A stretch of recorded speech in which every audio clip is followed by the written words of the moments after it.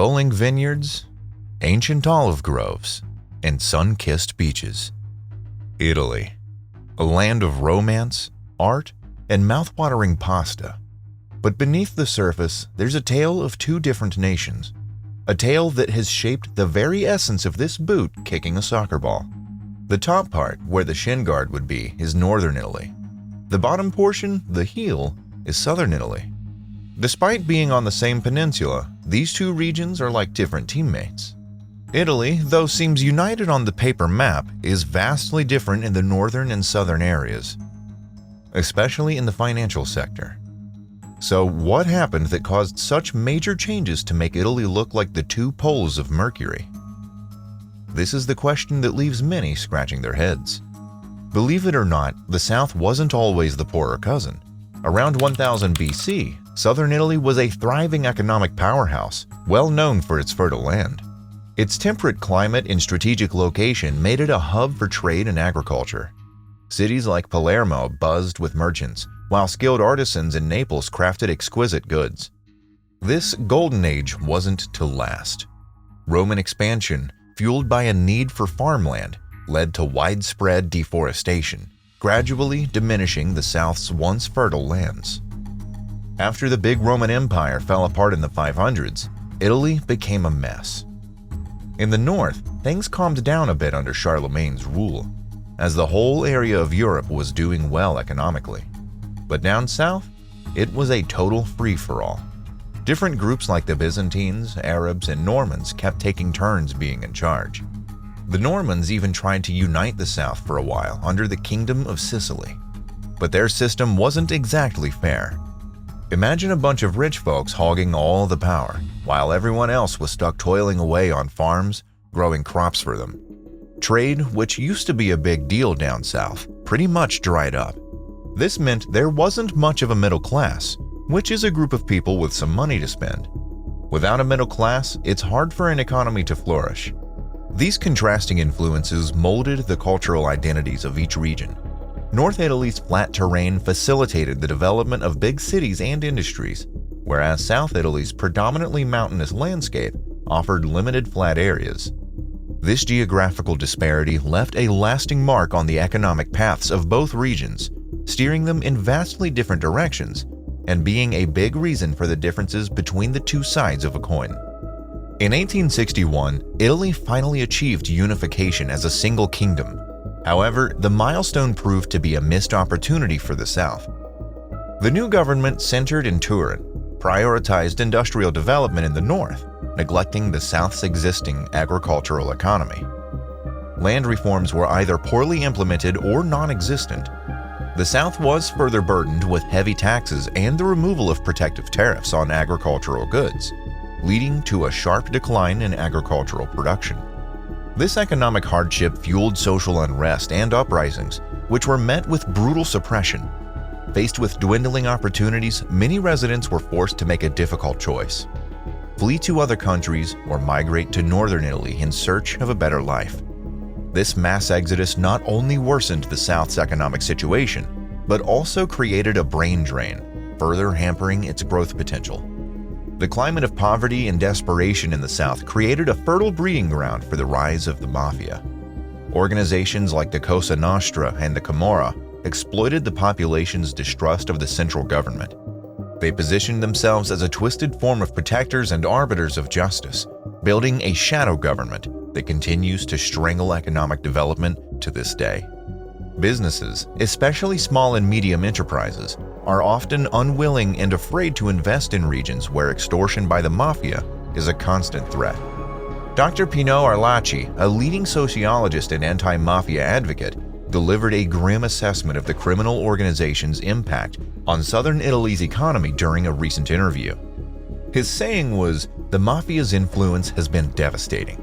The mafia squeezes honest businesses with threats and shakedowns, making it almost impossible for the southern businesses to get ahead and grow." In the South, where economic opportunities are already scarce, the mafia creates a climate of fear that discourages entrepreneurship.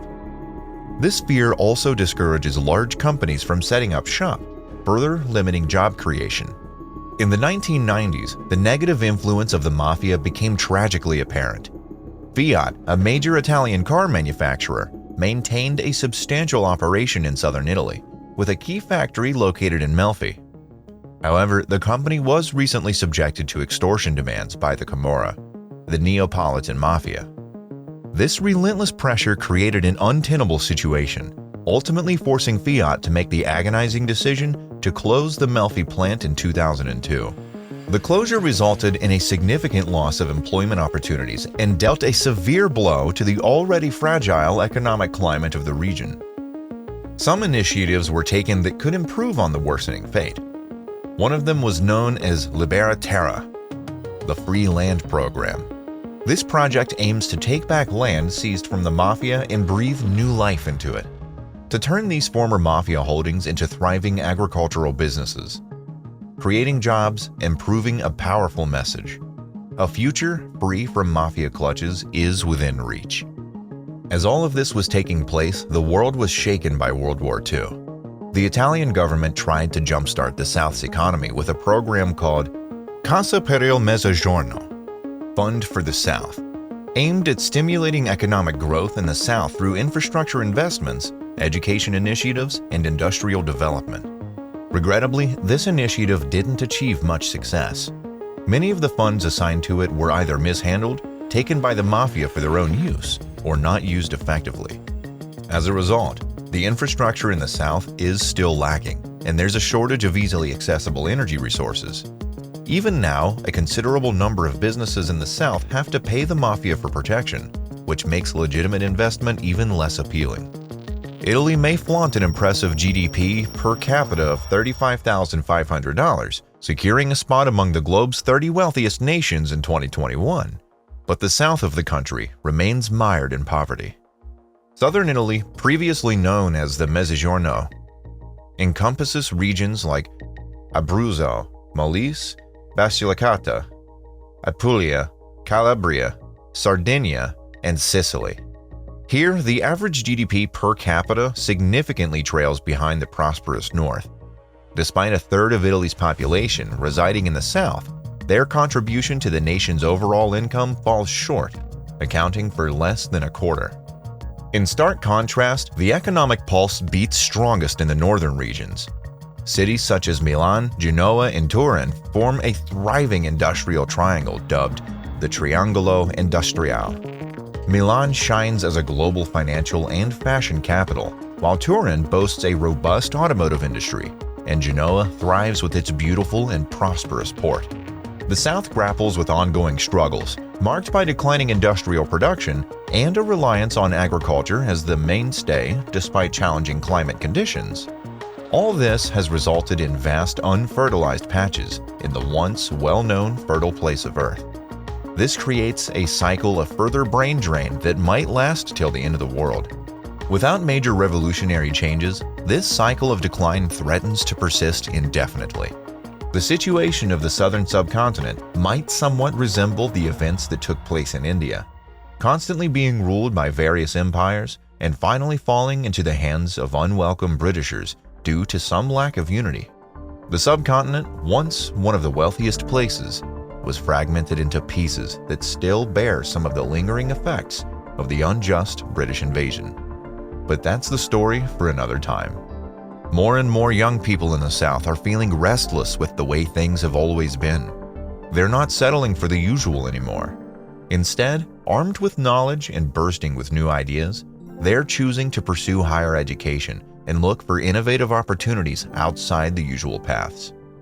Organizations like Sguardi di Sud, Southern Gazes, recognize and empower this burgeoning generation. By fostering entrepreneurship and offering valuable resources, these programs equip Southerners to become active and participants in their region's development. In their hands, fresh ideas can blossom into thriving businesses, propelling the South towards a brighter economic future. Closing the gap between the North and South demands a unified front. The central government needs to prioritize infrastructure development in the South, enhancing transportation systems and easing the flow of goods and people. Additionally, policies that incentivize businesses to invest in the South, coupled with a strong focus on combating corruption, are essential.